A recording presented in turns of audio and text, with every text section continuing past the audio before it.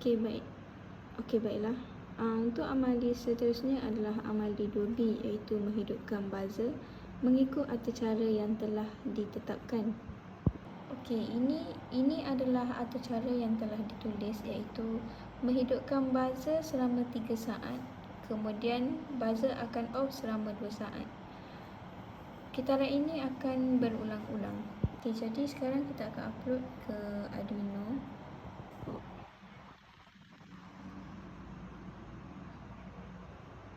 Untuk yang tadi uploadingnya fail adalah disebabkan port tidak ditukar.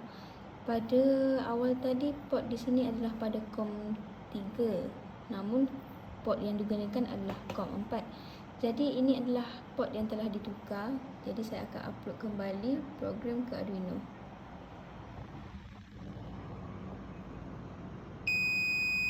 Okey, buzzer hidup seperti yang ditetapkan.